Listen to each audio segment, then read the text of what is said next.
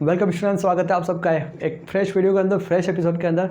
आप पढ़ रहे हैं के सर के साथ मैथमेटिक्स पढ़ रहे हैं। अपन 10th क्लास की मैथमेटिक्स पढ़ रहे हैं और चैप्टर चल रहा है 2 रियल नंबर का। आज मैं एक्सरसाइज 2.4 स्टार्ट कर रहा हूँ। इसके अंदर 2.4 स्टार्ट करने से पहले उसके अंदर जो लॉजिक्स है, कॉन्सेप्ट है, उसको बारे में बताऊँगा। तो उसके अंदर दो चीज़ें आती है, एक टर्मिनेटिंग एंड नॉन टर्मिनेटिंग, दो डेफिनेशंस आती है, दो टर्म्स आती है, दो कॉन्सेप्ट आते हैं। तो वो बेसिकली जो उसका रूट होता है वो होता है डेसिमल नंबर। डेसिमल नंबर क्या होता है? जैसे 2.5, 0.625, 2.956, जो भी पॉइंट्स वाले डेसिमल वाली संख्या होती है, डेसिमल वाला नंबर होता है, ठीक है। डेसिमल वाला नंबर मतलब पॉइंट वाला, वही एक डेसिमल नंबर होता है। उसका एक एक्सपेंशन भी होता है। एक्सपेंशन का मतलब 0.256 लिखा है मैंने। तो यहाँ पॉइंट उतारते ही नीचे 1 आ जाता है और पीछे कितना नंबर से डिजिट है 1 2 3, तो 1230 लग गया। तो ये एक डेसिमल एक्सपेंशन हो गया, इसको बोलते हैं एक्सपेंशन, ठीक है। ये डेसिमल एक्सपेंशन। डेसिमल एक्सपेंशन दो टाइप्स के होते हैं, एक होता है टर्मिनेटिंग, एक होता है नॉन टर्मिनेटिंग। अपन बात करेंगे दोनों के बारे में, टर्मिनेटिंग और नॉन टर्मिनेटिंग क्या होता है। अब सिंपल से अगर मैं बताऊं टर्मिनेटिंग नॉन टर्मिनेटिंग की सिंपल सी डेफिनेशन बताऊं तो मतलब अगर इसके अंदर जो क्वोशंट होगा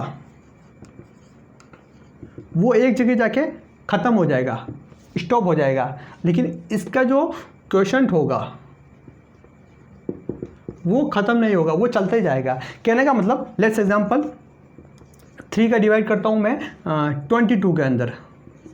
क्लियर है? 3 का डिवाइड 22 में करिए आप, ठीक है। 3 7 जा 21, ये आ गया 1 और यहाँ पे आ गया 0। वापस 3 टाइम्स कीजिए, ये आ गया 9, 1 बच गया 0। वापस 3 टाइम कीजिए, ठीक है।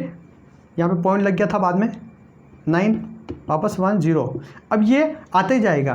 तो ये हो गया एक नॉन टर्मिनेटिंग। नॉन टर्मिनेटिंग मतलब इसका क्वेश्चन जाया जा रहा है, क्वेश्चन जाया जा रहा है। और इसमें एक चीज़ और भी लिख सकते हो आप कि रिमाइंडर जिसका 0 नहीं आता है। नॉन टर्मिनेटिंग किसको बोलते हैं? जिसका रिमाइंडर 0 नहीं आता है। दूसरी तरफ मैं एग्जांपल दूं, 2 का डिवाइड 2 में दिया, 1 टाइम किया 2 0 और यहाँ पे नीचे 0 उतारा और यहाँ पे भी 0 उतार दो, ठीक है। 20 हो गया ये, ठीक है। तो ये जो इसका था, इसके अंदर क्वेश्चन खत्म हो गया एक जगह जाके और रिमाइंडर भी 0 आ गया। तो ये हो जाएगा एक टर्मिनेटिंग एक्सपेंशन। क्या हो जाएगा? टर्मिनेटिंग। ये सिंपल सी डेफिनेशन थी टर्मिनेटिंग और नॉन टर्मिनेटिंग को प्रूव करने के लिए, ठीक है। इसके अंदर रिमाइंडर 0 नहीं आएगा, इसके अंदर रिमाइंडर 0 आ जाएगा। ये तो हो गई बेसिक से टर्म्स हो गई। अब इस चैप्टर के अंदर, इस एक्सरसाइज के अंदर इसको किस प्रकार से डिफाइन करेंगे वो मैं आपको बताता हूँ। जब डिनोमिनेटर की बात करेंगे, किसकी? डिनोमिनेटर की। लेट्स सपोज a/b है, यहाँ पे डिनोमिनेटर क्या हो गया? b हो गया, ठीक है। तो b की जो वैल्यू होती है वो हमेशा किसकी फॉर्म में आ जाएगी? 2 की पावर m, 5 की पावर n। अब यहाँ पे m और n ये कुछ भी नंबर हो सकता है, रैंडमली 1 2 3 4 5 6 7 कुछ भी नंबर हो सकता है, डजंट मैटर, ठीक है।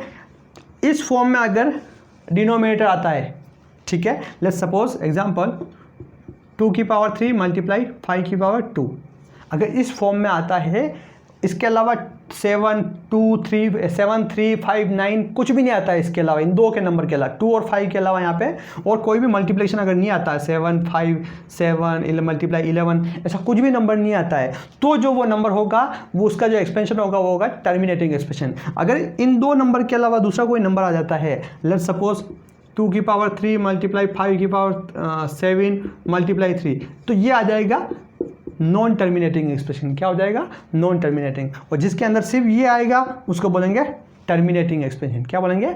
Terminating expression. तो इस एक्सरसाइज के अंदर आपको इस बेसिस पे क्वेश्चन सॉल्व आउट करने हैं, ठीक है। अब मैं आपको एक चीज़ और बताता हूँ कि लेट्स सपोज अगर कोई डिनोमिनेटर ऐसे आ गया 2 की पावर 3 और 5 की पावर 3, मतलब m और n हमेशा क्या हो गया?